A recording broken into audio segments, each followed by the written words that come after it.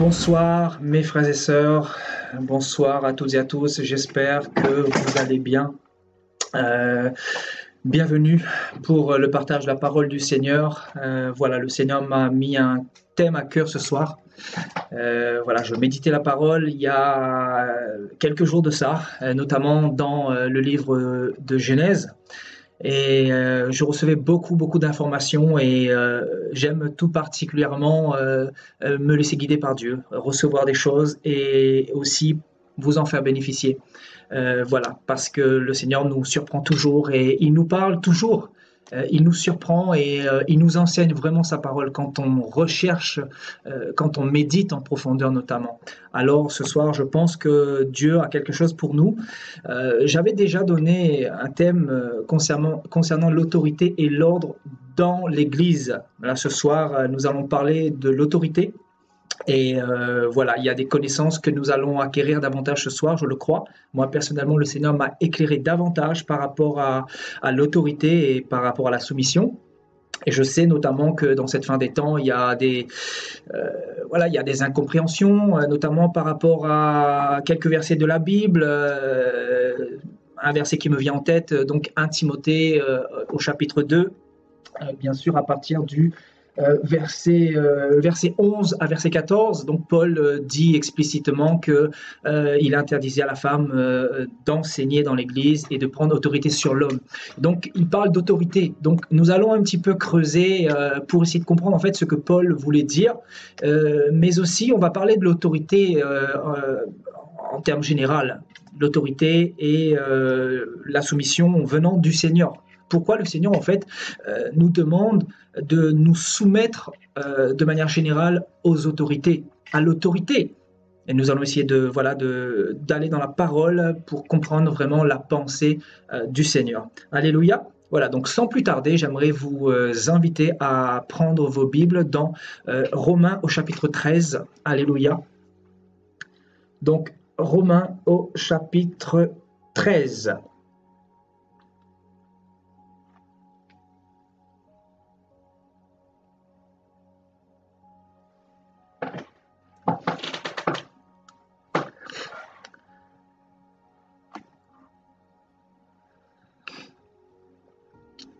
Et nous lirons à partir du verset 10.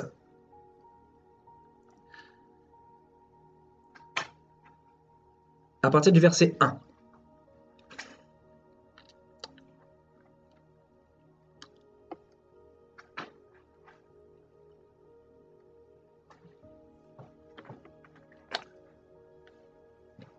Que toute personne soit soumise aux autorités supérieures, car il n'y a point d'autorité qui ne vienne de Dieu.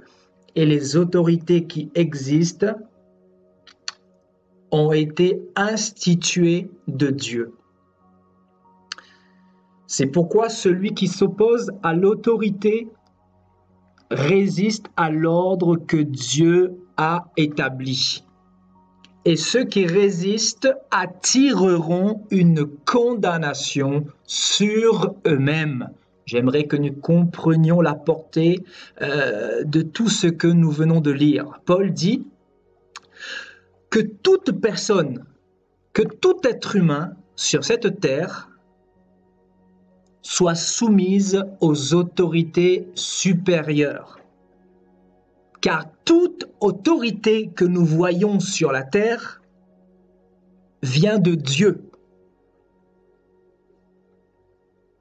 Et que ces autorités qui existent ont été instituées de Dieu. Donc l'autorité est une institution de Dieu. Ce n'est pas une institution des hommes. Donc avant que cette institution fut chez les hommes, elle a été avant chez Dieu. C'est Dieu qui en est l'instigateur. Parce qu'il est le juste juge, il est lui-même une autorité, frères et sœurs. Dieu est une autorité parce que il possède ce pouvoir créateur voilà, qui nous a engendrés. Donc, il est au-dessus de nous. On parle d'autorité quand il y a quelque chose supérieur à nous, au-dessus de nous. Alléluia. Et Paul dira au verset 2, pour accompagner ce verset 1, il dira, c'est pourquoi celui qui s'oppose à l'autorité résiste, celui qui s'oppose à l'autorité résiste à l'ordre que Dieu a établi. Parce que Dieu, dans ce monde, il a établi un certain nombre de choses pour mettre de l'ordre. Et il nous demande bien sûr de ne pas résister à ce qu'il a établi pour notre bien fondé, pour notre bien-être sur la terre, tout simplement. Pour que tout se passe de la meilleure des manières. Alléluia. Et donc il dit, ceux qui résistent attireront une condamnation sur eux-mêmes. Donc Paul, en effet, nous parle de certaines personnes qui résistent à l'autorité. Et il dira dans Tite au chapitre 1, il dira, il y a en effet, surtout parmi les circoncis, beaucoup de gens rebelles. Effectivement, Paul dira à Tite que dans ce monde, il y a beaucoup de rébellions, beaucoup d'opposants. Paul dira qu'il y a beaucoup d'opposition par rapport à l'autorité. Alors que l'autorité, Dieu l'a instituée pour notre bien commun. Alléluia. Donc, avant d'aller plus loin, j'aimerais brièvement partir dans la signification de ce terme autorité, qui nous vient du grec, donc de exousia. Et on nous parle de... voilà, je vais survoler brièvement pour comprendre un petit peu ce terme, la signification de ce terme-là. On nous parle de pouvoir. Donc l'autorité devant Dieu est un pouvoir qu'il a donné aux hommes de ce monde. Par exemple, les policiers ont reçu un pouvoir de faire régner l'ordre. Vous comprenez ? Le président a reçu un pouvoir de diriger un pays. Vous voyez ? Le pasteur a reçu un pouvoir pour paître le troupeau. Vous voyez, donc, le pasteur est aussi une autorité. Comme le président est une autorité, comme le policier est une autorité. Vous avez le préfet qui est aussi une autorité, qui a reçu un pouvoir pour diriger une région. Vous avez le maire qui est aussi une autorité pour diriger une ville. Voyez ? Et Dieu lui-même qui nous a donné cette institution est lui-même une autorité qui est là pour nous diriger, pour nous conduire dans le chemin véritable. Alléluia.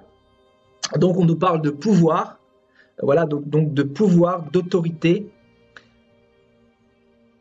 Donc l'autorité, c'est une influence également, vous voyez. Donc le fait d'avoir de l'autorité, on a de l'influence, on influence les choses, ou positivement ou négativement. Mais derrière l'autorité, il y a de l'influence, vous voyez.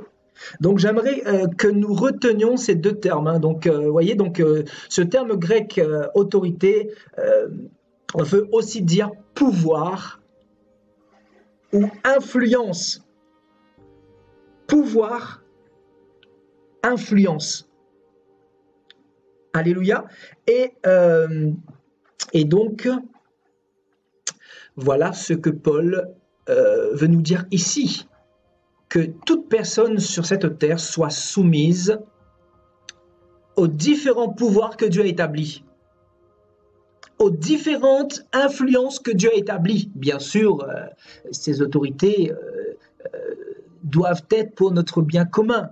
Si une autorité nous demande de tuer, etc., bien sûr que nous n'allons pas suivre ses prescriptions. Alléluia. Donc c'est dans un but d'être en paix les uns avec les autres. Donc les autorités viennent de Dieu. Voilà, avant d'aller plus loin, il est important de souligner que Dieu est un Dieu d'autorité. Dieu est un Dieu d'ordre. Alléluia. Donc je parlais d'autorité, frères et sœurs. Et Paul dira, j'aimerais que nous revenions sur le verset que nous avons étudié mercredi dernier. Donc dans 1 Timothée au chapitre 2. Voilà, Paul dira au verset 11 que la femme écoute l'instruction en silence avec une entière soumission. Donc, en fait, ici, Paul demande à la femme d'être soumise à une autorité également. Voyez ? Et nous allons essayer de creuser un petit peu plus par rapport à l'autorité de l'homme sur la femme, par rapport à la soumission de la femme envers l'homme. Nous allons essayer de comprendre parce que je sais que c'est un passage qui mène beaucoup de personnes dans la confusion. Et je crois vraiment que le Seigneur va vous éclairer définitivement aujourd'hui par rapport à vos nombreuses incompréhensions. Alléluia. Paul dira au verset 12, « Je ne permets pas à la femme d'enseigner ni de prendre de l'autorité sur l'homme. » Il dira, « Je ne permets pas à la femme d'enseigner ni de prendre de l'autorité sur l'homme. » Mais elle doit demeurer dans le silence. Donc, Paul défend avec pertinence ici à la femme de prendre de l'autorité sur l'homme. Et il dit, elle doit demeurer dans le silence. Donc, il dit qu'une femme ne doit pas avoir le pouvoir sur l'homme. La femme ne doit pas avoir de l'influence sur l'homme, ou le dessus littéralement. Parce que ce pouvoir-là est réservé à l'homme. Et pourquoi, me direz-vous, ce pouvoir-là est réservé qu'à l'homme et non pas à la femme? Pourquoi, en fait, et nous allons essayer de comprendre cette problématique-là, parce que je sais que ça mène beaucoup de personnes, encore une fois, dans une certaine confusion. Et si on nous dit que Dieu est un Dieu d'ordre, un Dieu qui veut qu'on se soumette à l'autorité qu'il a établie sur la terre, ben nous devons comprendre le sens même de ces paroles avec profondeur, frères et sœurs. Alléluia. Donc maintenant, j'aimerais vous emmener dans 1 Corinthiens au chapitre 11. Et nous allons lire deux versets ici, donc le verset 2 et le verset 3. Alléluia. Il dit, « Je vous loue de ce que vous vous souvenez de moi à tous égards et de ce que vous retenez mes instructions telles que je vous les données. » Et au verset 3, il va donner un message très fort, un message sur lequel nous allons beaucoup nous appuyer sur soi pour continuer le développement de notre message. Il dit, « Je veux cependant que vous sachiez que Christ est le chef de tout homme, que l'homme est le chef de la femme, et que Dieu est le chef de Christ. » Donc ici, Paul nous donne l'archétype même de l'autorité selon Dieu.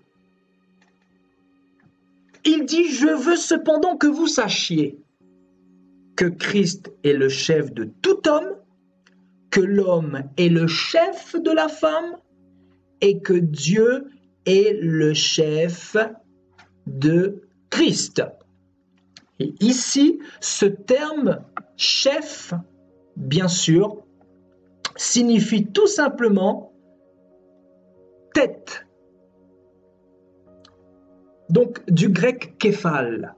Donc, ici, Paul nous dit « Je veux cependant que vous sachiez que Dieu est la tête de Christ, Christ est la tête de l'homme, et l'homme est la tête de la femme. » Donc je répète, Dieu est l'autorité, a l'autorité sur Christ, Christ a l'autorité sur l'homme et l'homme a l'autorité sur la femme. Et me direz-vous, la femme elle a l'autorité sur qui ou sur quoi? Donc justement, nous allons essayer de comprendre cela. Alléluia. Donc je vais schématiser un petit peu parce que Dieu en fait m'a conduit à faire un schéma pour que vous compreniez quelque chose de très fort. Alléluia. Donc Dieu, voilà.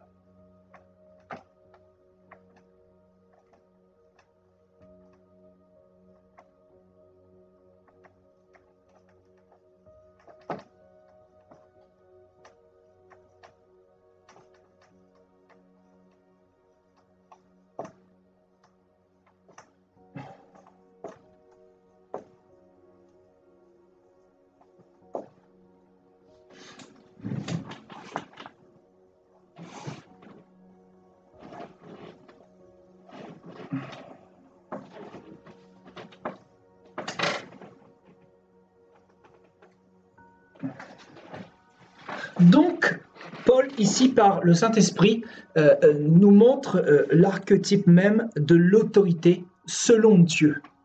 Comment Dieu voit les choses? Parce que Dieu n'est pas un Dieu de désordre. Paul nous dira que Dieu n'est pas un Dieu de désordre, mais au contraire, c'est un Dieu d'ordre. C'est un Dieu avec des principes, c'est un Dieu qui sait comment les choses soient dans le bien fondé. Donc, il a institué une certaine lignée et voilà, ça concerne l'autorité. Donc, l'autorité selon Dieu. Donc, Paul nous dit que Dieu est le chef de Christ. Et ce terme, chef, veut tout simplement dire, en fait, ça a été traduit par chef, mais du grec képhal, mais ce terme-là veut dire tout simplement tête. Vous voyez, donc Dieu est la tête de Christ, Christ est la tête de l'homme, et l'homme est la tête de la femme. Alléluia. Donc ça, c'est l'autorité selon Dieu. Pourquoi?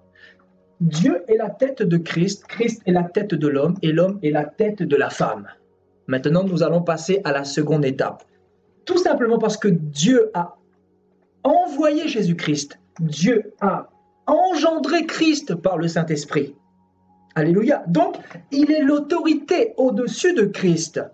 Donc, Christ, forcément, lui est soumis. Vous comprenez? Donc, Christ est soumis à Dieu, c'est-à-dire au Père, parce que il vient du Père. Maintenant, l'homme est soumis à Christ parce que l'homme est inférieur à Christ. Alléluia. Et maintenant, la femme est soumise à l'homme parce que la femme est issue de l'homme. Parce que la femme est tirée de l'homme. Parce que la femme est née à partir de l'homme. C'est-à-dire, au niveau du côté, Dieu a endormi l'homme et il a créé la femme à partir de la côte de l'homme. Alléluia. Donc, c'est pour cela que la Bible nous dit que la femme est soumise à son mari. Donc, Dieu est la tête de Christ, Christ est la tête de l'homme, et l'homme est la tête de la femme. Alléluia. Et Dieu m'avait donné un schéma, en fait, que je vais vous le reproduire au tableau pour que vous puissiez comprendre. En fait, là, c'est la typologie par rapport à l'autorité selon Dieu. Maintenant, je vais vous faire une autre typologie de l'autorité dans une société ou dans une entreprise. Voyez? Donc, admettons, ici, vous avez le PDG, voyez, le président directeur général. Alléluia. C'est-à-dire le créateur de la boîte. C'est-à-dire celui qui a fondé la société. Alléluia. Donc, le PDG, président, directeur général. Plus bas, vous avez le directeur général. C'est-à-dire celui qui va seconder le PDG. C'est celui qui a été embauché par le PDG. C'est celui qui a été engendré par le PDG. Alléluia. Donc, plus bas, vous avez le directeur adjoint.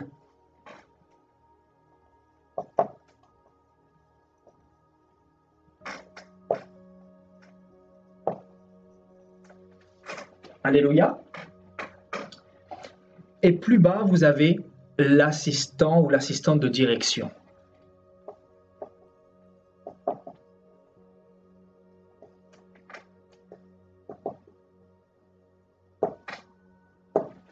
Donc, l'assistant de direction est soumis au directeur adjoint.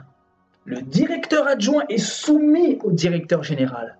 Le directeur général est soumis au président directeur général. Donc, dans ce cas de figure, comme dans ce cas de figure, nous retrouvons l'autorité selon Dieu. Et c'est ce que Paul dira dans Romains chapitre 13, que tout homme soit soumis aux autorités supérieures. Donc ici, l'homme est une autorité par rapport à la femme. Vous comprenez? Christ est une autorité par rapport à l'homme. Et Dieu est une autorité par rapport à Christ. Parce que Dieu a engendré Christ. Christ a engendré l'homme et l'homme a engendré la femme parce que la femme vient de l'homme. Alléluia. Et nous aurons l'occasion de voir cela dans les versets bibliques dans un instant, parce que j'aime toujours nous ramener dans la doctrine de la parole pour ne pas dire que j'invente les choses tout simplement. Alléluia. Donc, dans ces deux cas de figure, nous retrouvons l'autorité du Seigneur, l'autorité voulue par le Seigneur. Voyez? Donc, le président directeur général qui engendre ce directeur général, et ce directeur général qui engendre ce directeur adjoint, et ce directeur adjoint qui engendre ou qui embauche l'assistante de direction.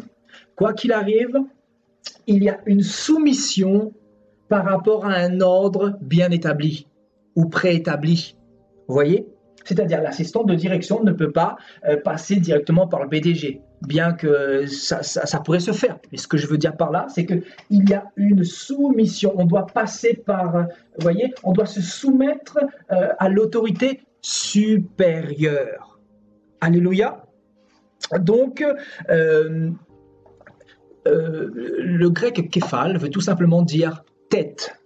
Vous voyez? C'est-à-dire l'autorité qu'on doit respecter, qu'on doit honorer. Donc, l'assistant de direction doit rendre des comptes au directeur adjoint. Le directeur adjoint doit rendre des comptes au directeur général. Le directeur général doit rendre des comptes au fondateur de la société, c'est-à-dire le PDG. Pareillement ici, que la femme écoute l'instruction en silence. Je ne permets pas à la femme d'enseigner, comme dira Paul. Paul parlait bien évidemment de la doctrine, c'est-à-dire de l'enseignement, du didasco, c'est-à-dire l'enseignement par rapport à la saine doctrine, la défense de la saine doctrine dans l'église locale. Vous voyez, voir une femme pasteur, prendre l'autorité sur les hommes, etc. Ça, Paul l'a formellement interdit. Après, bien évidemment, la femme, elle a reçu des choses à donner au peuple de Dieu. Elle peut recevoir des messages, elle peut prophétiser, elle peut recevoir des choses du Seigneur pour donner au peuple. Mais de là à mettre la femme sur le pupitre, c'est-à-dire au devant, au-dessus de l'Église, ça, Paul l'a strictement et formellement interdit. Parce que le rôle de la femme, en réalité, la femme n'est pas une tête. Vous comprenez ? Dieu est une tête ou un chef pour Christ. Christ est une tête ou un chef pour l'homme. L'homme est un chef pour la femme ou l'homme est une tête pour la femme. Maintenant, la femme, la question que j'aimerais vous poser, où se trouve la tête de la femme? Et nous savons que la tête, c'est quoi? C'est l'autorité. Nous allons répondre à cette question dans un instant. Donc, si Paul a dit qu'il voulait pertinemment que la femme soit silencieuse dans l'Église, c'est tout simplement parce que son rôle n'est pas un rôle d'autorité. Son rôle n'est pas un rôle de tête pour diriger. Parce que là, on parle du fait de gouverner, du fait de diriger, du fait de diriger les choses. Vous voyez, donc, Dieu qui dirige Christ,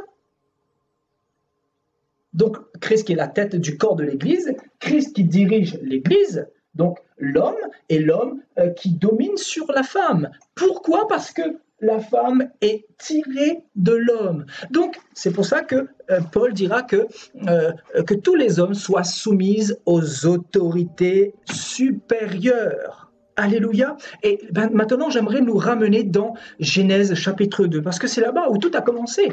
Paul, il nous parle tout simplement de l'interdiction à la femme d'avoir de l'autorité sur l'homme. Paul dira, j'interdis à la femme d'enseigner dans l'Église et je ne veux pas qu'elle prenne l'autorité sur l'homme.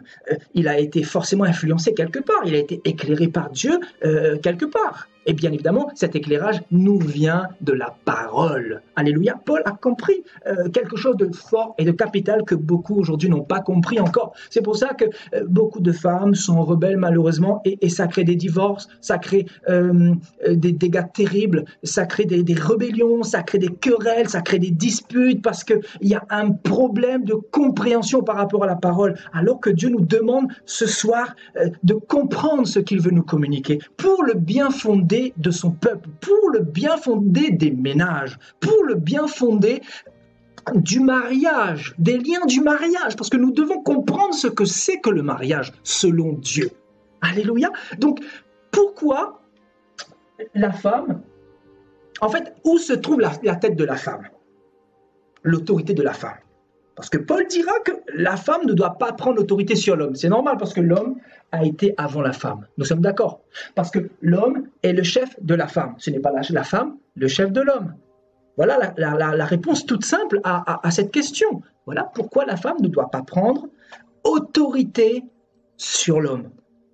Donc je répète une dernière fois pour que nous puissions être bien clairs avant de passer à l'étape supérieure. Parce qu'il y a quelque chose que Dieu va nous montrer dans un instant dans la parole. Nous allons encore aller plus loin. Nous allons comprendre vraiment la pensée du Seigneur par rapport à ce que Paul disait. Alléluia, par rapport à l'autorité, la soumission, notamment de la femme par rapport à l'homme.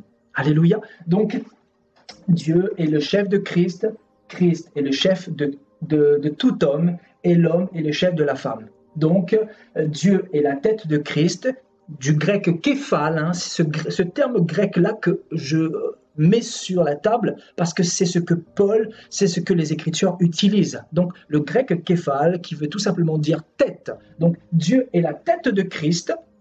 Donc, la tête, c'est là où se passe l'intellectuel, là où se passe la structuration de toute chose. Vous voyez, donc, Dieu qui instruit Christ, qui lui donne tout le conseil qui vient de lui pour les hommes. Donc Christ est venu avec tout le conseil de Dieu. Pourquoi? Parce que Dieu lui a instruit, Dieu lui a donné l'instruction. Parce qu'il est la tête de Christ. L'instruction vient de la tête. La tête, c'est là où se passe toute chose. Vous voyez? Le gouvernement. C'est là où se passe le gouvernement. Ouais. Donc, Dieu est la tête de Christ. Christ est la tête de tout homme et l'homme est la tête de la femme. Donc, la question que je vous pose maintenant, où se trouve la tête de la femme? Où se trouve l'autorité de la femme? Donc, allons maintenant dans Genèse au chapitre 2.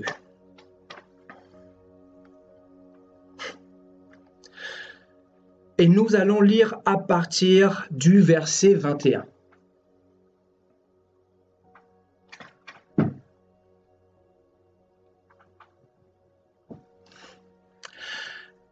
Genèse au chapitre 2,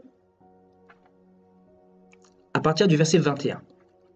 Alors l'Éternel fit tomber un profond sommeil sur l'homme qui s'endormit. Il prit une de ses côtes et referma la chair à sa place. Waouh! Je répète. Alors l'Éternel Dieu fit tomber un profond sommeil sur l'homme. Là, on nous parle de Dieu qui endort l'homme et qui se prépare à créer la femme. La femme qui n'avait pas encore été créée dans ce cas de figure-là. Alléluia! Donc Dieu va endormir l'homme. Il va prendre une de ses côtes, waouh, et refermer la chair à sa place. Donc, frères et sœurs, écoutez-moi bien. Dieu va prendre une des côtes d'Adam pour créer Ève.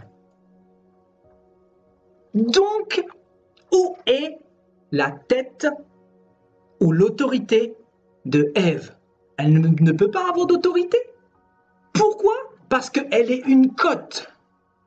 Et la tête, c'est son mari. Vous comprenez?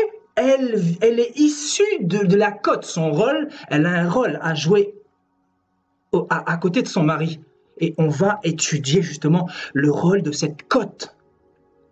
Parce que nous devons comprendre le rôle majeur de la femme. La femme est essentielle au bon fonctionnement de la vie d'un homme. Parce que si l'homme n'a pas sa femme, il lui manquera quelque chose. C'est pour cela que Dieu va créer la femme d'ailleurs. Parce que l'homme n'était pas comblé, l'homme n'était pas aussi complet. Il lui manquait quelque chose, vous comprenez? Et cette chose qui allait le compléter, c'est tout simplement la femme. C'est pour ça qu'il va créer la femme, mais à partir d'une des côtes de Adam. Donc, ce n'est pas par hasard, il n'y a pas d'hasard avec Dieu, frères et sœurs. Donc, dans un corps, il ne peut pas y avoir de tête. Est-ce que vous comprenez? Donc, c'est ou Adam qui est la tête, l'autorité, ou c'est Ève qui est l'autorité. Mais Ève ne peut pas être l'autorité parce que Adam était avant elle. Souvenez-vous, tout à l'heure, on a fait cette hiérarchie-là. C'est-à-dire le président directeur général, c'est le fondateur. Donc on ne peut pas faire l'inverse, on ne peut pas, le directeur général ne peut pas commander le président directeur général, parce que le président directeur général, c'est celui qui a été avant. Christ ne peut pas commander Dieu, parce qu'il est issu de Dieu, il a été créé et engendré par Dieu. Donc la femme ne peut pas commander l'homme parce que l'homme a été avant. L'homme a été créé avant. C'est pour ça que Paul dira, je ne permets pas à la femme de prendre l'autorité sur l'homme. Parce que devant Dieu, c'est une abomination. Est-ce que vous commencez à comprendre un petit peu la pensée du Seigneur? Parce que Dieu est un Dieu de principe. Donc c'est une question de logique ici, vous voyez? L'assistant de direction ne peut pas commander le directeur général parce qu'il lui est soumis. Il y a une soumission. Et s'il voudrait ne serait-ce commander le directeur général, il peut toujours essayer. Mais qu'est-ce qui va se passer? Il sera viré. C'est-à-dire, ça sera la guerre. Il va y avoir la guerre, il va y avoir du conflit. Et qui est-ce qui sera perdant dans l'histoire? Ça sera l'assistante de direction, ça sera la femme. Et bien évidemment, ça va impacter l'homme et la femme dans ce cas de figure. Pourquoi? Parce que Dieu est le Dieu de l'ordre, Dieu est le Dieu du mariage et il nous donne les prérogatives pour que nous puissions aller jusqu'au bout, l'un avec l'autre, main dans la main.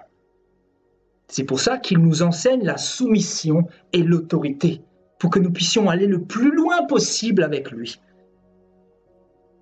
Parce qu'aujourd'hui, avec toutes ces influences qu'on nous présente dans le monde, les choses sont à l'envers.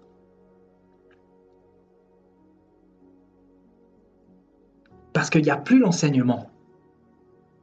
Parce que beaucoup d'hommes également ne sont plus des modèles. Et beaucoup de femmes qui ne sont pas non plus enseignées par leur mari, Paul dira que la femme doit être enseignée par son mari. Donc le mari, en fait, c'est celui qui doit être la tête, c'est celui qui doit être vraiment irréprochable. Et ça, Dieu m'éclaire de plus en plus par rapport à ça. C'est l'homme qui doit enseigner la femme. Il a un rôle majeur parce que c'est lui la tête. La femme est issue de lui. Parce que la femme est sa côte, son côté. Donc son rôle, c'est quoi maintenant? Son rôle, c'est quoi? Le rôle de la femme. Nous allons le voir. Alors, donc, voilà, j'ai fait une petite recherche pour nous tous ici. Le rôle des côtes, ou le rôle de la côte ou des côtes. Parce que c'est un regroupement qui forme bien sûr la cage thoracique. Donc les côtes ont... Voilà, les côtes ont pour fonction de maintenir le cœur et les poumons des organes vitaux, donc les organes vitaux, à l'abri de la cage thoracique, à l'abri dans la cage thoracique.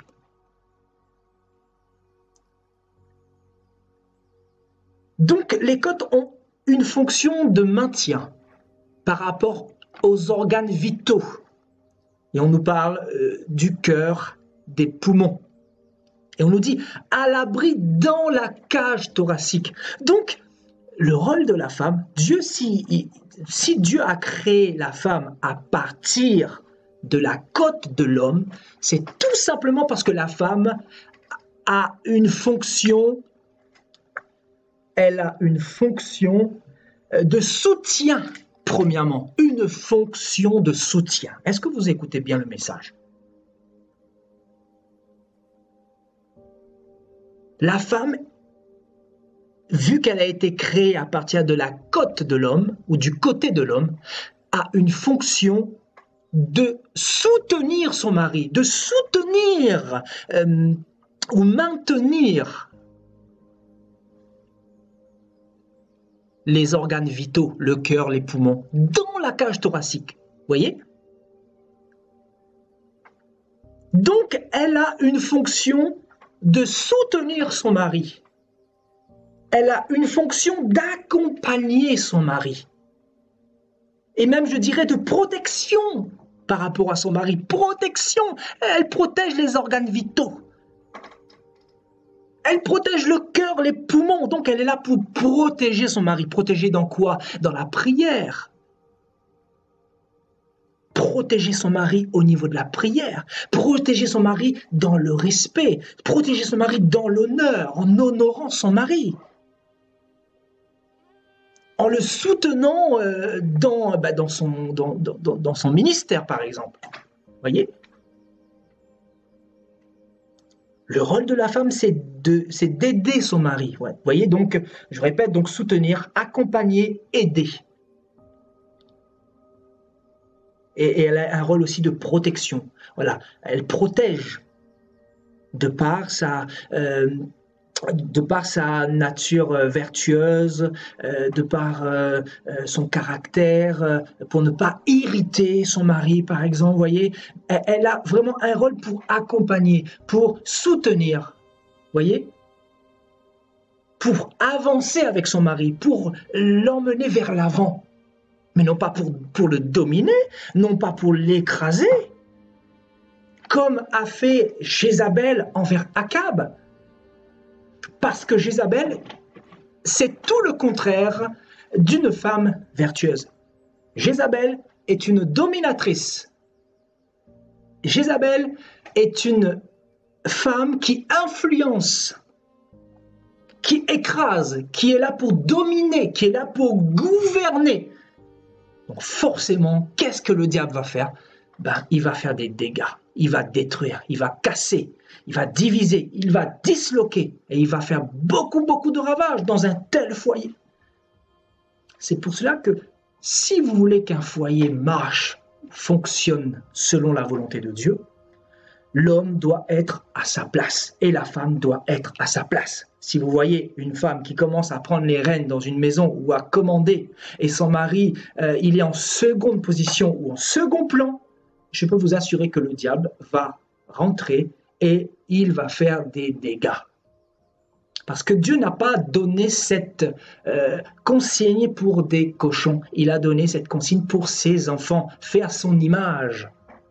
Surtout nous qui sommes ses enfants, qui avons donné notre vie à Jésus. Donc Jésus nous donne les conseils pour que ça puisse fonctionner dans notre mariage. Je crois que c'est essentiel, fondamental de comprendre cela, de comprendre cet enseignement-là. Parce que si nous ne comprenons pas ce que Paul veut nous dire ici, que Dieu est le chef de Christ, que Christ est le chef de l'homme, que l'homme est le chef de la femme, et la femme, elle est chef de qui? Donc, nous continuons, regardez, dans Genèse chapitre 2. Voilà, regardez. Alors, la femme est la tête de qui? Ou le chef de qui? Voilà, nous continuons, voyez. Donc, l'Éternel Dieu forma une femme de la côte qu'il avait prise de l'homme et il l'amena vers l'homme. Voilà, donc la femme qui vient d'être créée par Dieu. Et l'homme dit, voici cette fois celle qui est os de mes os et chair de ma chair. On l'appellera femme parce qu'elle a été prise de l'homme. Et le verset 24 qui est vraiment très fort, qui est un verset, voilà le verset qui va répondre à notre question ici. C'est pourquoi l'homme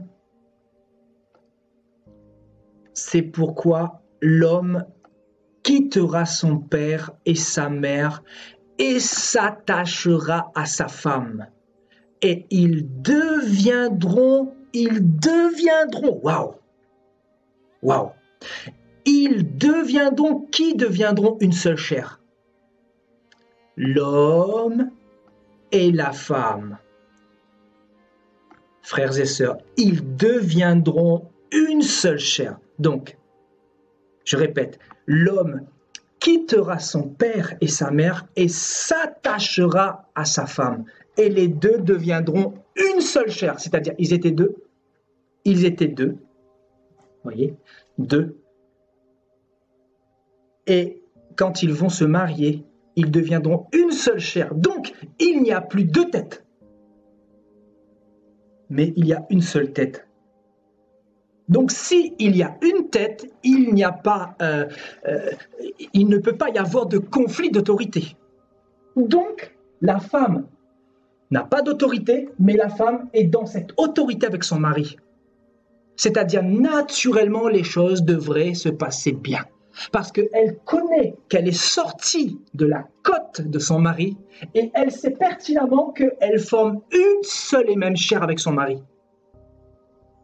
Et en sachant cela, donc de manière spirituelle, elle est à l'unisson avec son mari. Elle forme une seule et même chair devant Dieu. Donc forcément, il n'y aura pas de problème à se soumettre ou à écouter son mari parce qu'elle est issue de son mari. Son mari est le cerveau du foyer et elle est la côte. Donc c'est une complémentarité. C'est comme ça que nous devons voir les choses. Donc quand on parle de soumission, ce n'est pas d'écraser parce que l'écrasement ne peut pas se faire quand il y a une seule personne. Vous comprenez? L'écrasement ne peut pas se faire quand il y a une seule personne. Une seule personne ne peut pas s'écraser lui-même parce qu'on veut aller dans le même sens. Vous comprenez? Donc, l'homme et la femme qui forment l'Église se soumettent à Christ et Christ se soumet à Dieu. Vous comprenez? Donc, en fait, c'est aussi simple que ça.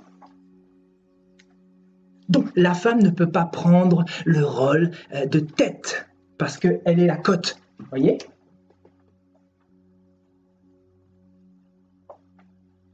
Elle est la côte. L'homme, il est la tête. Il est une autorité pour sa femme. Et quand ils se marient, ils deviennent une seule et même chair. Donc, il n'y a plus à savoir qui domine ou pas, parce que normalement, ça devrait se faire d'une manière naturelle. Quand vous comprenez cela, vous ne cherchez plus à sous-estimer votre femme, vous ne cherchez plus en tant que femme à écraser votre mari, à dominer sur votre mari, vous voulez simplement le soutenir parce que vous savez d'où Dieu vous a pris, comment il vous a créé à partir du côté de l'homme. Pour le soutenir, pour l'accompagner, il ne vous a pas créé à partir du cerveau, à partir de la tête, parce qu'il aurait pu le faire effectivement. Mais dans ce cas, il y aurait deux autorités. Paul n'aurait pas dit que la femme ne domine pas sur son mari, etc. Vous voyez? Si Dieu a créé la femme à partir du côté, c'est pour une bonne raison. C'est pour accompagner son mari. C'est pour encourager son mari. C'est pour prier pour son mari. C'est pour aider son mari. C'est pour soutenir son mari. Vous voyez, la côte, ça soutient les organes vitaux dans la cage thoracique. Alléluia. Donc, il ne peut pas y avoir de conflit d'autorité dans ce cas de figure. Il ne peut pas y avoir de conflit d'autorité. Vous savez pourquoi? Parce que la côte a besoin de la tête pour fonctionner. Et la tête a besoin de la côte, des côtes pour aussi être structurée. Voyez? Parce que l'homme, en réalité, il lui manquait quelque chose. Il était incomplet, comme nous l'avons dit tout à l'heure. Et Dieu, sachant cela, va lui créer une aide semblable, c'est-à-dire une femme. Et il ne va pas créer cette femme comme il a fait avec l'homme, c'est-à-dire de la poussière. Il va créer cette femme en ordonnant l'homme, bien sûr, et en fabriquant cette femme-là à l'aide de la côte de l'homme. Vous voyez ce que je veux dire par là? Donc, c'est simple. C'est aussi simple que ça. Si vous avez compris cet enseignement, frères et sœurs, vous aurez compris beaucoup de choses. Et vous n'aurez plus de problème à vous soumettre à votre mari. Parce que Dieu, s'il nous parle de soumission, c'est pour notre bien commun. C'est pour que nous puissions aller le plus loin possible avec Christ, mais aussi dans notre mariage. Donc, Christ veut que nous rejetions toute forme de rébellion. Parce que il n'y a pas plus vilain qu'une femme qui domine son mari. La nature même nous enseigne que cela n'est pas convenable. Et Dieu nous confirme cela dans sa parole. Donc, nous devons faire très attention. Nous devons demander à Dieu de nous guider, de nous instruire, de nous aider tous les jours dans notre comportement envers notre mari. Notre mari ne doit pas être notre ennemi. Notre femme ne doit pas être notre ennemi. La femme ne doit pas être celle qui gouverne le foyer. L'homme doit être celui qui influence positivement. L'homme doit tirer sa femme vers l'avant parce que c'est lui qui est la tête. Et la femme doit aider son mari et les deux doivent avancer ensemble. Les deux doivent progresser ensemble. Le but du mariage, Dieu l'a institué pour aller dans cette direction-là, dans la direction de l'amour, dans la direction du pardon. Il peut y avoir des incompréhensions, mais dans ce cas de figure, il faut parler parce que nous sommes dans un même et unique corps. Nous formons une seule chair, donc il ne peut pas y avoir de conflit dans un corps, un seul corps. Deux personnes peuvent se bagarrer. Vous comprenez ou pas? Est-ce que vous comprenez? Deux personnes peuvent se taper dessus. Oui, dans ce cas de figure. Oui, il peut y avoir un conflit d'autorité, bien sûr, entre le directeur général et le directeur adjoint, et les deux peuvent se bagarrer parce qu'ils sont deux personnes distinctes.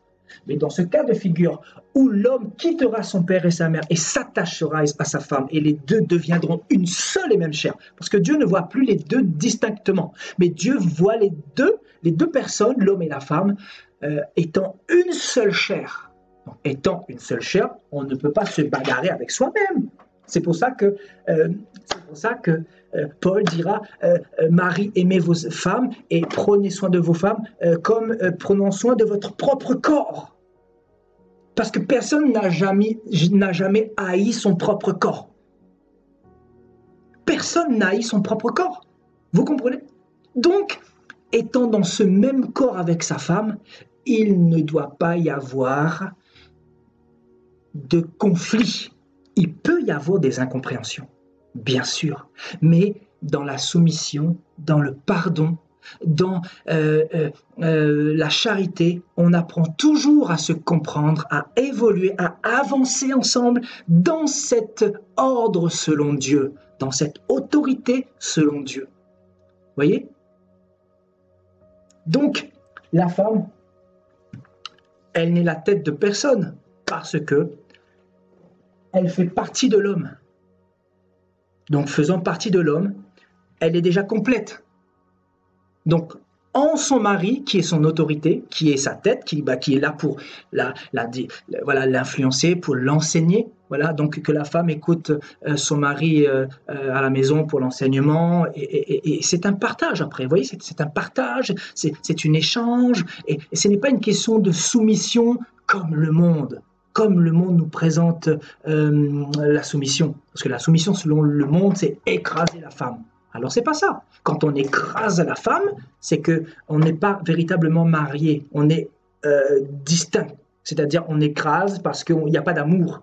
On n'écrase pas quand on a l'amour. On cherche à à discuter, on cherche à avancer, à évoluer. On ne cherche pas les conflits. Parce que si on cherche les conflits, on n'est pas dans cette unité de mariage selon Dieu.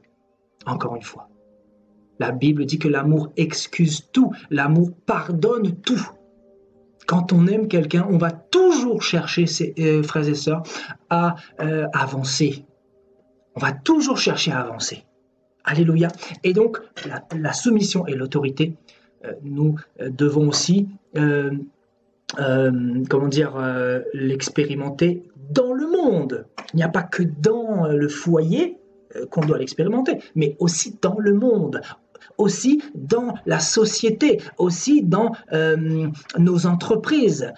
Si vous travaillez pour une entreprise, vous devez vous soumettre aux autorités supérieures. C'est une forme de respect, c'est une forme d'honneur. Vous devez honorer les autres. Et les autres doivent vous respecter. Ensuite, si les autres ne vous respectent pas, en tant que chrétien, vous devez rendre grâce à Dieu, parce que si vous souffrez en tant que chrétien, nous dira Pierre dans la parole, c'est un honneur, c'est une grâce, frères et sœurs. Mais nous devons influencer le monde positivement par cette marque d'autorité que Dieu a mis en nous. Vous voyez, cette marque de respect et cette connaissance de l'autorité selon Dieu. Voyez, l'autorité selon Dieu, qui est de respecter les autres. Et si on ne vous respecte pas, vous priez pour eux, vous bénissez vos ennemis. Et par votre comportement, vous finirez par les gagner. Parce que tôt ou tard, la personne sera visitée par le Seigneur par votre foi, votre détermination, vos prières. Le Seigneur peut toucher cette personne. Alléluia. Donc, je pense que vous avez compris ce schéma que Dieu a mis dans mon cœur pour nous faire comprendre un petit peu, en fait, l'autorité selon Dieu. Alléluia. Donc, nous allons continuer un peu plus loin. Alléluia. Donc,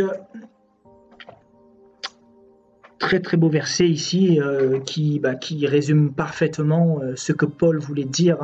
Voilà, donc la femme ne peut pas ou ne doit pas dominer sur l'homme ou prendre autorité sur l'homme, parce que la femme n'est pas une tête, frères et sœurs, elle est issue de la côte de l'homme, donc elle ne peut pas avoir cette place de chef, cette place de gouvernant, voyez.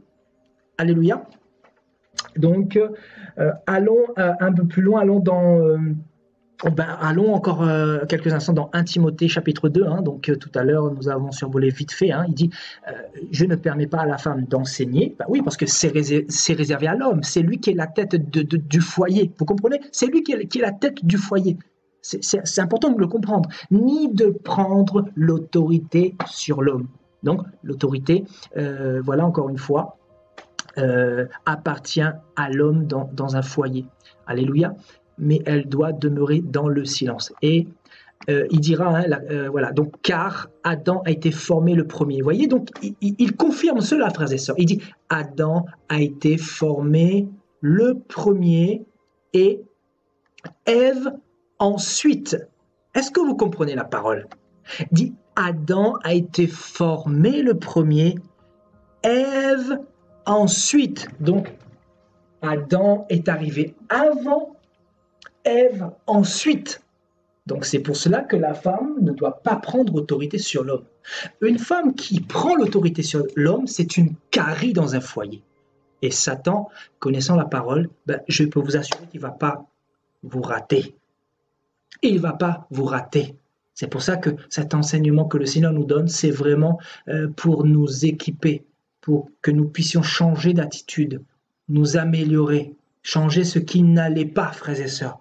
Parce que notre vie chrétienne doit être basée sur la parole du Seigneur. Je crois que le Seigneur veut vraiment nous saisir ce soir pour que nous prenions les devants et nous comprenions vraiment la pensée qu'il veut nous communiquer ce soir. Alléluia. Donc, l'homme a été avant la femme. Voyez, Dieu a été avant Christ, donc Christ ne peut pas commander Dieu. Donc, bien que Jésus soit Dieu, mais Christ dans la chair, bien sûr, il n'avait pas toute la... Voilà, il n'était pas... il était faillible, je disais. je dirais par là. Il était faillible. Donc Dieu en tant qu'esprit, il est infaillible. Donc voilà, c'est pour ça que Christ était soumis à Dieu. Et donc l'homme est soumis à Christ également parce que Christ est mort et ressuscité. Et donc l'homme étant faillible, il a besoin de Christ. Il dépend de Christ pour avoir part à la résurrection. Parce que Jésus, c'est celui qui a ouvert la voie à la vie éternelle. Donc, il est le grand prêtre, il est le sacrificateur par excellence. Vous voyez, c'est celui qui a vaincu la mort et qui vit à jamais. Donc, en fait, c'est pour ça que nous devons nous soumettre à lui pour avoir la vie. Et c'est ce que la parole nous demande de faire. Nous devons nous soumettre à Christ pour avoir la vie. Donc, pareillement pour les femmes qui doivent se soumettre aux hommes parce que l'homme est né avant, parce que la femme est issue de l'homme, parce que la femme est venue après, comme l'assistante de direction est venue après et que le directeur adjoint était avant, donc il doit se soumettre au directeur adjoint. Et le directeur adjoint doit se soumettre au directeur général, parce que le directeur général a été nommé avant lui. Et donc, le directeur général doit se soumettre au président directeur général, parce qu'il est le créateur de la société. Alléluia. Alléluia. Donc, car Adam a été formé le premier, Ève ensuite. Et il dit, la deuxième raison, c'est ce n'est pas Adam qui a été séduit, c'est la femme qui, séduite, s'est rendue coupable de transgression. Voilà la deuxième raison pourquoi Paul interdira à la femme de prendre l'autorité sur l'homme. Parce que, voilà, mercredi dernier, je disais que la femme, si elle est tombée, c'est parce qu'elle n'avait pas reçu le manteau. Effectivement, c'est quoi le manteau? Le manteau, c'est quoi? C'est la tête. C'est ça, c'est pour ça que la femme, elle est tombée. Parce que la femme, en fait, doit être avec l'homme. Elle est là pour soutenir l'homme, pour accompagner l'homme. Elle n'est pas là en tant que dirigeante. Est-ce que Dieu vous éclaire ce soir, frères et sœurs? Elle n'est pas là. Son rôle, Dieu ne l'a pas créé pour ça. Sinon, elle ne serait pas tombée. Pourquoi Dieu, écoutez-moi bien, frères et sœurs, pourquoi Dieu n'a pas parlé à Ève et il a parlé à Adam? Parce que bien sûr, Ève n'avait pas encore été créée, mais il aurait pu aussi donner à Ève cette prérogative. Mais non, il a donné la prescription à Adam. Et Adam, son rôle, en étant autorité, en étant la tête de sa femme, c'était à lui d'instruire sa femme. Vous comprenez? C'était pas l'inverse. Donc, Ève, n'étant pas une autorité, ou ayant les capacités ou cette onction, parce qu'en fait, la capacité est égale aussi à l'onction que Dieu nous donne, l'onction ou le manteau. Le manteau pour pouvoir faire face, pour pouvoir dominer sur le péché, pour pouvoir dire non au diable. Vous comprenez? Donc, en fait, nous comprenons que dans le mariage, en fait, la femme ne va pas sans l'homme, l'homme ne va pas sans la femme. Parce que les deux ont besoin de l'un et de l'autre pour avancer, pour progresser, pour évoluer vers le salut. Parce que le but, c'est vraiment aller dans la direction du salut, c'est de la perfection. Et je pense que vraiment, c'est le mariage selon Dieu, c'est ça en fait. Vous voyez, si on a compris ça, on a compris beaucoup de choses. C'est pour ça que Paul dira, je ne veux pas que la femme prenne l'autorité sur l'homme, parce qu'il sait pertinemment que si la femme commence à prendre l'autorité sur l'homme, c'est elle qui commence à gérer la maison, à commander comme une Jézabel, comme une reine, en fait, elle sort des plans de Dieu. Elle sort, je dis bien, elle sort des plans de Dieu. Je ne dis pas qu'elle ne doit pas se seconder, qu'elle ne doit pas instruire ses enfants, c'est pas ce que j'ai dit. Mais faire sa petite chef là pour commander son mari, pour écraser son mari, pour dominer sur son foyer, je vous assure, là c'est le diable qui rentre. Le diable qui rentre et il fait des dégâts. Et c'est là que vous aurez une famille qui va commencer à se détruire. Et petit à petit, ensuite, voilà, il y a le divorce et les enfants qui, malheureusement, qui souffrent de toutes ces situations-là. Et nous voyons dans le monde beaucoup de cas de personnes qui vivent ces choses-là parce qu'il y a eu un problème d'insoumission et de non-respect de l'autorité. En fait, il ne faut pas chercher loin. Il ne faut pas chercher loin. Si nous voyons dans le monde des multitudes de divorces, des multitudes de personnes disloquées, divisées, des femmes et des hommes qui ne s'entendent plus, il y a un problème d'insoumission. Et je sais que les personnes qui ont vécu des moments difficiles, ben, ils ont expérimenté cela, l'insoumission de la femme envers son mari, qui crée des conflits, qui crée du désordre. Et Satan, qu'est-ce qu'il fait? Il rentre. Il rentre. Et il fait des dégâts.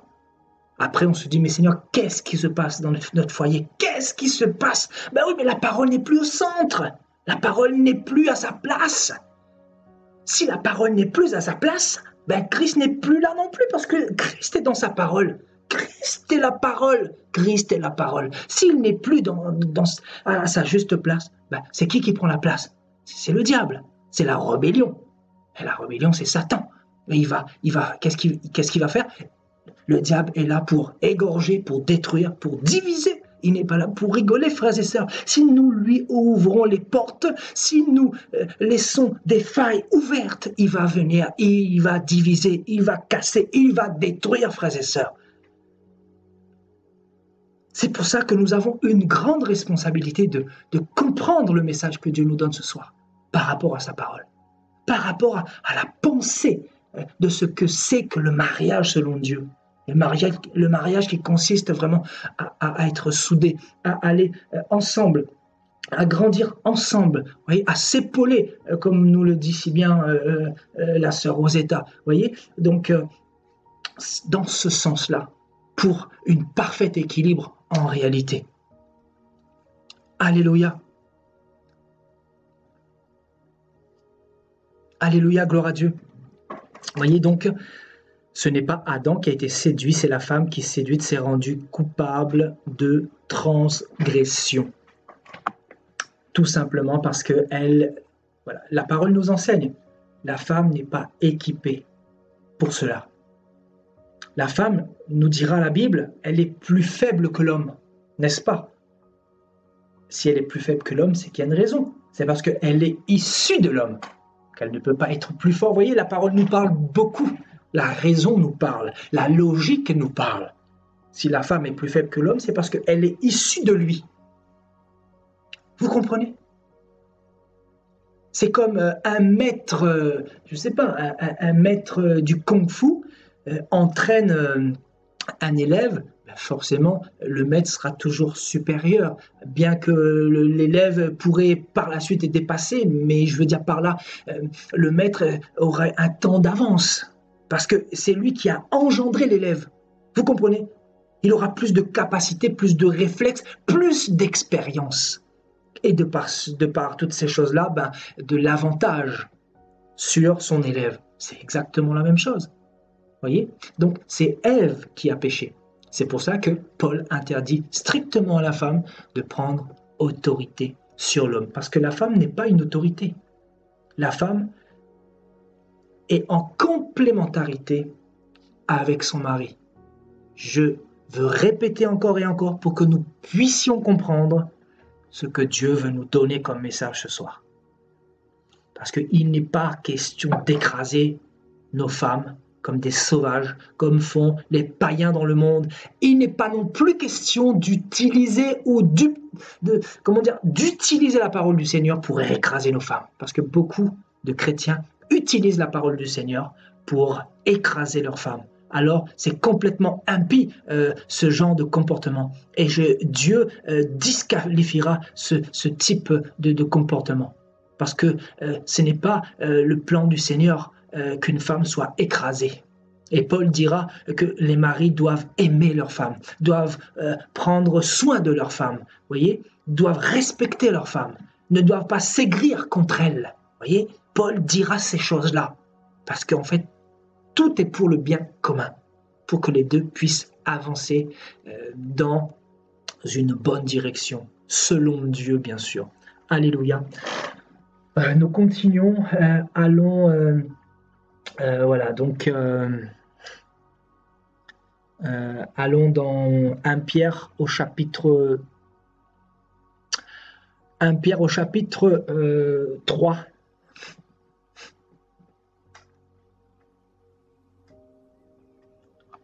1 Pierre au chapitre 3 à partir du verset 5.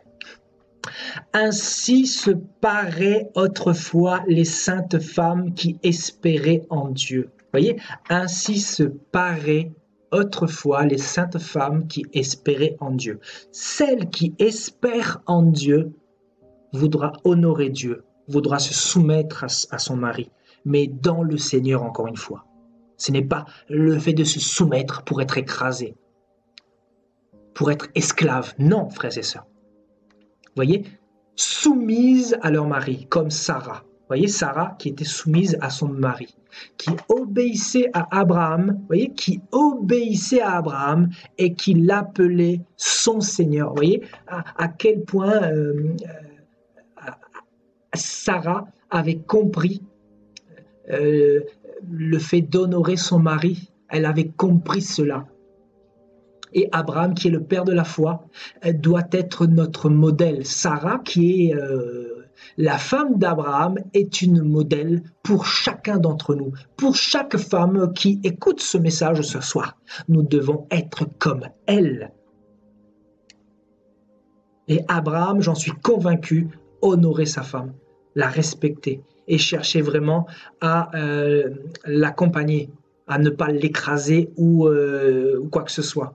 Voyez, donc, comme se paraît autrefois les saintes femmes, il n'y en a pas eu qu'une seule, mais il y en a eu plusieurs femmes. Vous voyez, plusieurs femmes, les saintes femmes qui espéraient en Dieu, soumises à leur mari, comme Sarah qui obéissait à Abraham et l'appelait son Seigneur. Vous voyez, donc elle était partie loin dans son respect, dans son dévouement pour son mari, tellement elle était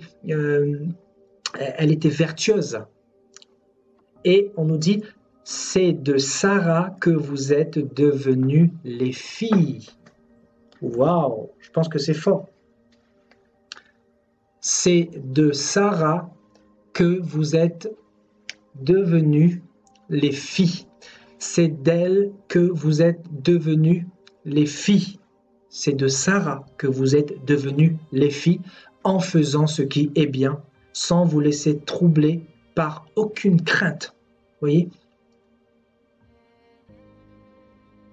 Donc, la parole, en fait, nous encourage à suivre les exemples qui sont dans la volonté de Dieu, comme Sarah envers Abraham.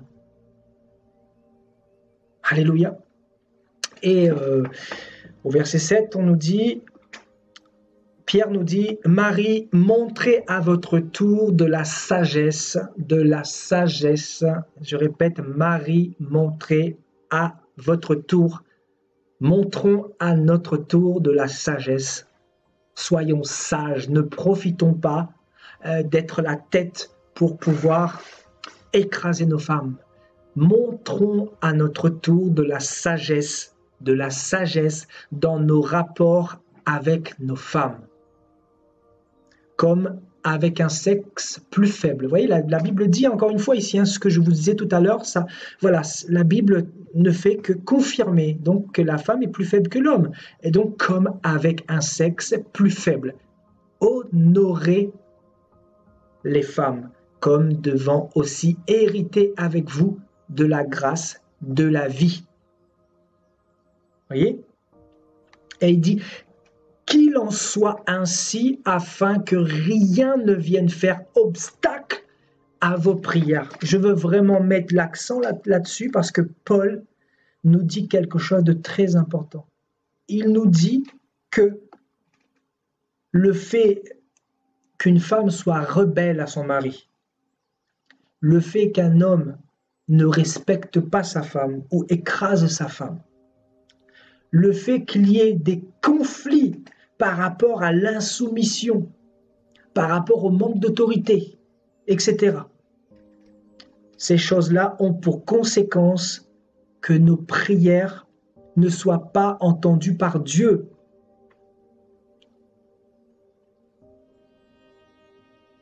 Il dit qu'il en soit ainsi afin que rien ne vienne faire obstacle à nos prières, parce que nos prières peuvent être bloquées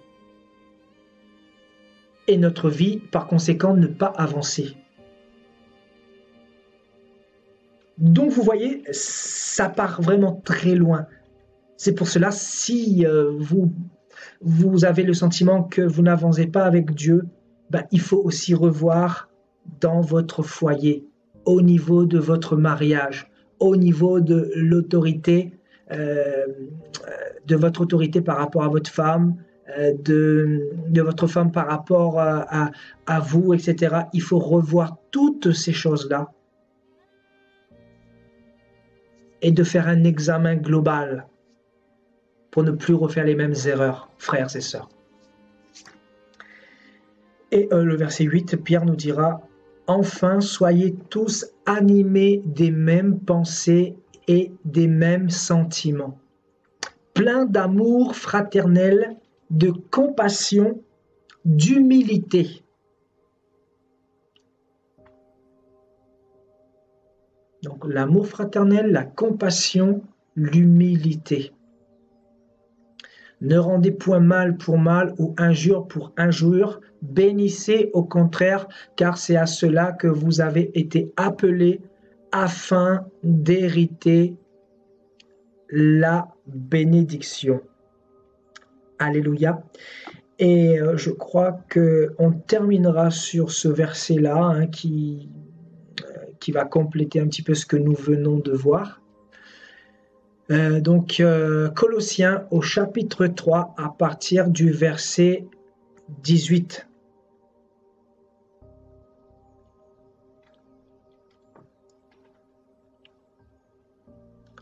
Femmes, soyez soumises à vos maris comme il convient dans le Seigneur, comme il convient dans le Seigneur. Maris, aimez vos femmes et ne vous aigrissez pas contre elles. Enfants, obéissez à toutes choses à vos parents. Vous voyez, on nous parle aussi d'autorité. Les parents sont des autorités pour leurs enfants. Vous voyez, enfants, obéissez en toutes choses à vos parents, car cela est agréable dans le Seigneur. Et il dit, Père, n'irritez pas vos enfants de peur qu'ils ne se découragent. Vous voyez, donc c'est vraiment une question de respect ici. Donc, la soumission doit être naturelle chez la femme envers son mari. Et le respect doit être également présent de l'homme envers sa femme. Alléluia. Il dit, ne vous aigrissez pas contre elle. C'est très important d'avoir de la sagesse, encore une fois, envers nos femmes. Parce qu'il peut y avoir beaucoup d'incompréhension. Il peut y avoir beaucoup d'incompréhension.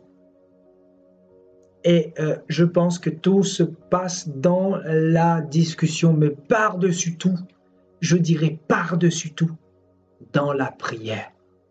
Parce qu'il y a des choses qu'on n'arrive pas à régler dans la discussion. Il y a des choses qu'on ne peut que régler dans la prière. Parce que dans la prière, Dieu nous enseigne l'amour. Dieu nous enseigne le pardon. Dieu nous enseigne la sagesse à pouvoir passer sur les fautes de notre compagnon ou notre compagne. Vous voyez, je pense que dans la prière, on ne peut ressortir que plus fort. La prière plus la discussion pour régler les problèmes, frères et sœurs. Alléluia. Et le verset 22 hein, qui nous parle toujours d'obéissance, bien sûr, de soumission par rapport à nos patrons, à ceux qui nous emploient, pour ceux pour qui on travaille. Hein. Donc il dit, serviteurs, obéissez en toutes choses à vos maîtres selon la chair, non pas seulement sous leurs yeux, mais avec simplicité de cœur dans la crainte du Seigneur. Vous voyez? Donc l'obéissance, vous voyez l'autorité par rapport au monde, hein, bien sûr, ceux qui vous emploient, ceux pour qui vous travaillez, vous devez les respecter, vous devez leur obéir. Et Paul finira par le verset 23, il dira « Tout ce que vous faites, faites-le de bon cœur, comme pour le Seigneur et non pour des hommes, faites-le pour le Seigneur. Tout ce que vous faites, faites-le pour le Seigneur. Sachez que vous recevrez du Seigneur l'héritage pour récompense, l'héritage du royaume des cieux pour récompense. » Et il dit « Servez Christ le Seigneur. Car celui qui agit injustement recevra selon son injustice, car il n'y a point d'acception de personne. Alléluia. Donc voilà, enlevons la rébellion de nos cœurs, frères et sœurs, et obéissons vraiment à la parole du Seigneur. Soyons soumis aux autorités supérieures, comme nous le dit Paul dans Romains 13, parce que Dieu est l'instigateur de l'autorité. C'est lui qui a établi les autorités pour notre bien commun. Vous savez, en cette fin des temps, malheureusement, nous voyons beaucoup de rébellions dans le monde, dans les nations. En France, notamment, vous voyez des policiers qui sont haïs, des policiers qui sont des autorités, qui sont là pour mettre de l'ordre, qui sont là pour notre bien. C'est vrai qu'il y a un soulèvement populaire qui dit que voilà, les policiers, etc., abusent. Mes frères et sœurs, ce n'est pas notre rôle de faire justice soi-même. Alléluia. Laissons cela au juste juge. Dieu a établi des autorités et ces mêmes autorités auront des comptes à rendre. Donc, soyons soumis aux autorités. Quand je vois des personnes qui se bagarrent avec des policiers, qui boxent avec des personnes, avec des policiers, des gendarmes, vous pensez que cela est normal? Vous pensez que ça honore Dieu? Vous pensez que c'est dans la volonté de Dieu? Mais c'est complètement impie, c'est complètement abominable, parce qu'il y a de l'insoumission par rapport aux autorités. C'est pour cela qu'il y a du débordement, qu'il y a des nombreux problèmes en France, parce que les gens ne respectent plus, parce qu'ils veulent faire justice eux-mêmes. On ne peut pas faire justice soi-même. Il y a un justicier qui est assis sur son trône, son nom c'est Yehoshua Mashiach. C'est lui qui fera justice en son temps, frères et sœurs. Nous devons nous remettre entre ses mains pour lui faire part de tous nos problèmes, de toutes les injustices que nous pouvons subir, mais ne pas faire justice nous-mêmes. Alléluia. Parce que Dieu ne sera pas avec nous si nous voulons faire justice nous-mêmes. Si nous nous mettons à combattre des policiers, à combattre les autorités, Dieu ne sera pas avec nous. Nous serons disqualifiés. Vous voyez, nous voyons beaucoup cela en France. Nous les voyons, les samedis chez les Gilets jaunes, au niveau des réformes des retraites, etc. Frères et sœurs, Dieu a dit que les prophéties devraient s'accomplir. Les prophéties concernant le nouvel ordre mondial qui doit être établi dans le monde et dans les nations. Donc forcément, ça va se faire, que nous le voulions ou pas. Il va y avoir du soulèvement parce que des guerres doivent éclater, parce que Satan doit faire avancer les choses, doit faire avancer son royaume sur la terre. Et c'est son royaume qui va prendre place officiellement bientôt, même si il est déjà au gouvernement, bien sûr, mais c'est son gouvernement qui sera établi bientôt sur la terre, avant que, bien sûr, notre Seigneur Yehoshua vienne mettre fin à toute cette zizanie. Alléluia, et qu'il vienne faire justice à ceux qui crient à lui depuis des années, frères et sœurs. Alléluia. Donc, nous devons rester en prière, nous devons respecter les autorités, prier pour les autorités, prier pour la France, prier pour le président Macron, prier pour ceux qui nous gouvernent, parce qu'en réalité, c'est Dieu qui va faire bouger les choses. Et ne vous faites pas d'illusions, nous irons vers le nouvel ordre mondial. C'est écrit, c'est écrit. Donc, quoi que nous fassions, même nos prières ne pourront pas changer les choses. Dieu, bien sûr, va sauver des âmes à travers nos prières, il va peut-être retarder ses échéances, etc., mais que personne ne vous trompe. Nous irons vers ce qui est écrit, c'est-à-dire ce qui est sorti de la bouche de Dieu. Vous voyez, la France qui de plus en plus obéira aux prérogatives de l'Europe, etc., dans le but de détruire les plus faibles, de provoquer des inégalités, etc., et ben forcément, ça crée quoi? Ça crée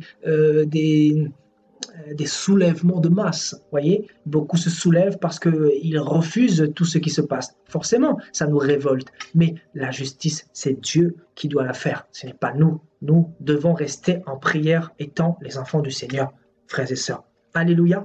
Donc voilà, je pense avoir tout dit par rapport à cet enseignement. Je crois, ouais, je crois que voilà, nous pouvons éventuellement prendre Éphésiens chapitre 5. Voilà, Éphésiens chapitre 5 pour vraiment terminer. Donc c'est pas de trop de pouvoir lire la parole du Seigneur. Il vaut mieux beaucoup que pas assez. Donc Éphésiens 5, Paul va rappeler un petit peu tout ce qu'il vient de nous dire dans Colossiens, etc. Donc voilà, donc Marie, aimez vos femmes comme Christ a aimé l'Église et s'est livré lui-même pour elle afin de la sanctifier par la parole, après l'avoir purifiée par le baptême d'eau, afin de faire paraître devant lui cette Église glorieuse, sans tache ni ride, ni rien de semblable, mais sainte et irréprochable. C'est ainsi que les maris doivent aimer leurs femmes comme leur propre corps. Vous savez pourquoi Paul nous dit comme leur propre corps? Parce qu'il y a un seul corps en réalité. Donc étant dans le même corps, c'est-à-dire la femme et l'homme étant dans le même corps, dans le Seigneur, dans le mariage, nous devons prendre soin de ce corps-là. Parce que la femme intègre ce corps comme l'homme intègre ce corps. Celui qui aime sa femme s'aime lui-même, car personne n'a haï sa propre chair, mais il la nourrit et en prend soin comme Christ le fait pour l'Église, parce que nous sommes membres de son corps. Et voilà, Paul va ramener ce verset de Genèse 2, que nous avons lu tout à l'heure. C'est pourquoi l'homme quittera son père et sa mère et s'attachera à sa femme. Vous voyez, en fait, c'est un mystère, c'est le mystère que nous voulons de percer depuis tout à l'heure. Et les deux deviendront une seule chair. Vous voyez? Une seule chair, c'est fort. Il dit, ce mystère est grand. Je dis cela par rapport à Christ et à l'Église. Vous voyez, donc, c'est un mystère. Et ce mystère, c'est que nous sommes une seule et même chair. Ce mystère, c'est que l'autorité de l'homme envers sa femme est naturelle, parce que l'homme a été créé avant et la femme est née de la côte de l'homme. Donc, ce mystère n'en est plus un aujourd'hui.